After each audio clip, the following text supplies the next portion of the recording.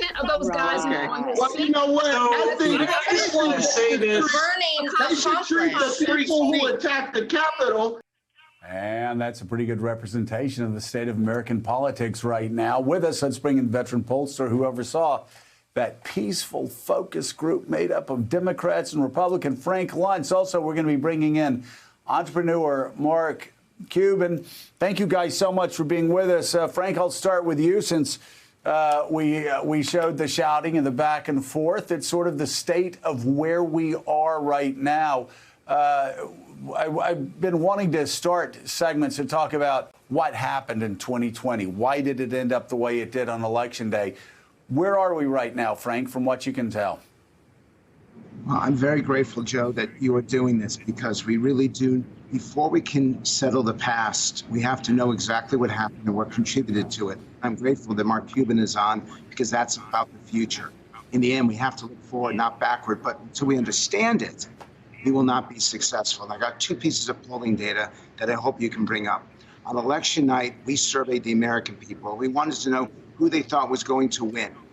Now remember that on average, Joe Biden had an 8% lead in most surveys.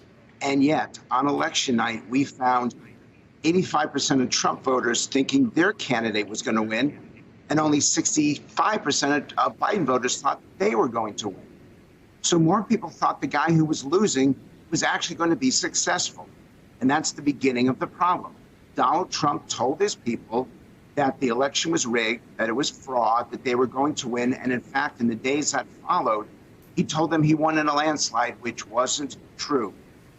And I got one more piece of data, Joe, because this is all data-driven. On election night, 1/3 of the American people had little or no confidence that the election would be counted correctly, and 1 out of 4 were even afraid of their own votes. Joe, we've got a mess right now, and millions of people don't believe that our democracy works because of one man, Donald Trump, telling them something that wasn't true. Now, I'm not an anti-Trumper, and I don't want to be characterized that way.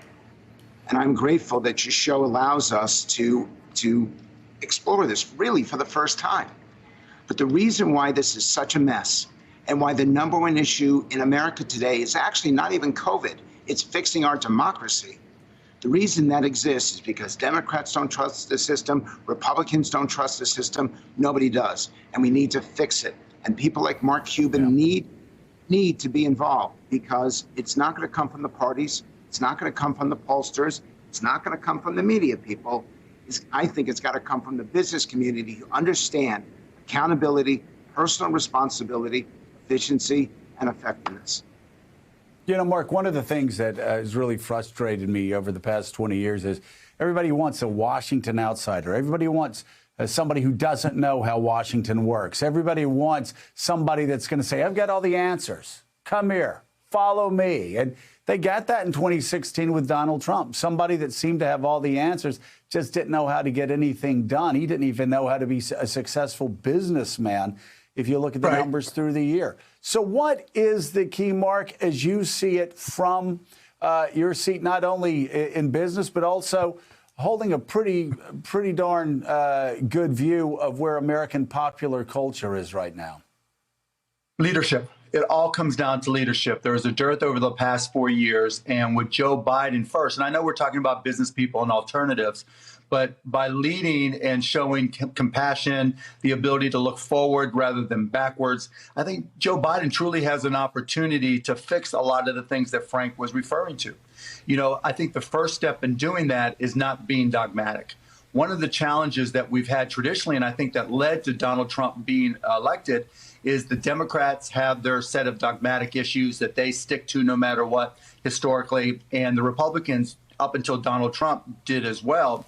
And people were tired of that. You know, I had friends here in Texas, and I asked them, you know, I've known Donald Trump for 20 years, and I gave him the litany of issues that why I could never vote for him. And, you know, one of my friends just said to me, Mark, just be quiet, because let me just tell you why I'm not voting for your candidate. I've been voting for politicians my entire life. He's in his 50s. And you know what they've done for me? Nothing. You know the definition of insanity? Doing the same thing over and over again, right? And so to a lot of people, voting for a politician was insane. But now we are where we are, and we need leadership. And I think Joe's starting to show that. You know, Frank, it's Willie. Good to see you guys this morning. We are optimistic on this show about stitching the country back together, but you do look at some polling, and you study it closer than anybody, that shows just how dug in people are. And when you hear numbers like 70% of Republicans believing that Donald Trump actually won the election, or at least that Joe Biden wasn't legitimately elected, it's hard to claw your way back from that. So do you hear optimism in your focus groups, or a willingness at least to open the mind to the other side when they're both so dug in? Well, just take a look at the polling data that your viewers are watching right now. Democrats blame voter suppression, and there wasn't any. We had the highest turnout in modern times. Everybody could vote. Republicans blame voter fraud. And yes, hundreds of votes were miscast, not thousands or tens of thousands or hundreds of thousands.